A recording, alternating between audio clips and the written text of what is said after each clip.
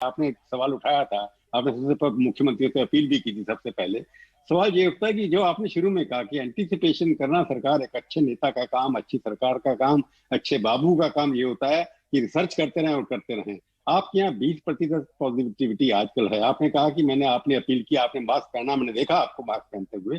पर अभी आपके दामोह चुनाव के अंदर एक नेता खुद पूर्व मुख्यमंत्री हो गए और सारे के सारे स्टेज के ऊपर बिना मास्क के थे।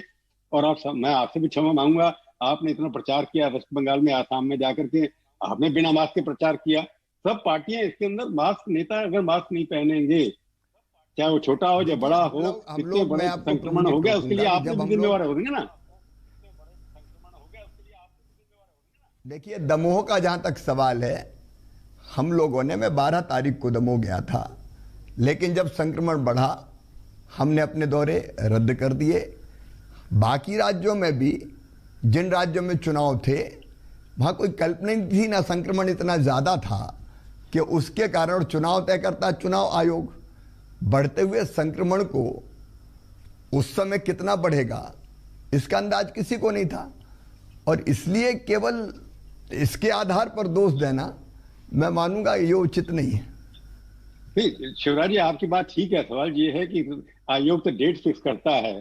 प्रोटोकॉल अगर कोरोना का है, मैं सब पार्टी को, ममता जी या आप हैं, कि आप लोगों में कंपटीशन हो रहा था कौन इतनी भीड़ इकट्ठी करेगा, तो उसके अंदर आपने प्रोटोकॉल जो आप सबको कहते थे, शिवराज जी आपको मैंने कई बार सुना कि मास्क पहनिए। मैंने स्टेज से किसी भाषण करते हुए नहीं देखा कि जनता सामने खड़ी है, आप तालियां सब लोग बजवाते रहे, परंतु किसी ने कहा कि आप मास्क पहन के अगली बार आएंगे।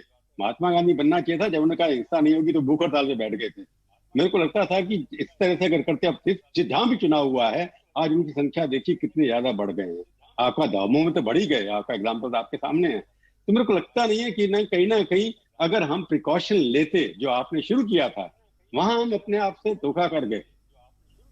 देखिए, ये समस्या ऐसी थी, ये महामारी ऐसी थी कि जिसका किसी को अंदाज नहीं था किस गति, और केवल भारत में नहीं, केवल मध्य प्रदेश में नहीं, दुनिया के कई देशों में एक लहर आई, दूसरी लहर आई। अब हमने देखा कि यूके जैसे देश को, अमेरिका जैसे देश को कितना परेशान होना पड़ा। सामान्य कोई समस्या होती है तो उसका पूर्वानुमान लगाना आसान होता है, लेकिन जिस समस्या का कोई आकार और प्रकार ही समझ में ना आता हो, उसके बारे में पूर्वानुमान लगाना बहुत दुष्कर और कठिन काम है।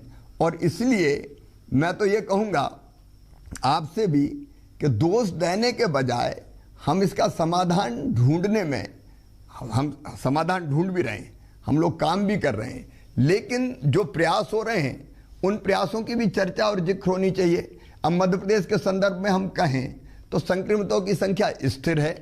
अगर 12,000 से ज़्यादा कुछ केस आ रहे हैं तो 10,000 के आसपास डिस्चार्ज होकर स्वस्थ होकर भी जा रहे हैं। आपके यहाँ कंट्रोवर्सी शुरू हुई कि जितनी मृत्यु हो रही है, शमशान घाट में जितने लोग मर रहे हैं, जितने आपकी फिगर आ रही है, मैंने देखा अखबारों के अंदर, कितना सच है वो आप बता पाएंगे कि कितना फर्क था कि 3500 400 का फर्क या 3500 100 का फर्क। उससे कई बार ये होता है कि क्रेडिबिलिटी सरकार की कम हो जाती है, चाहे वो कोई भी कारण हो उसके अंदर।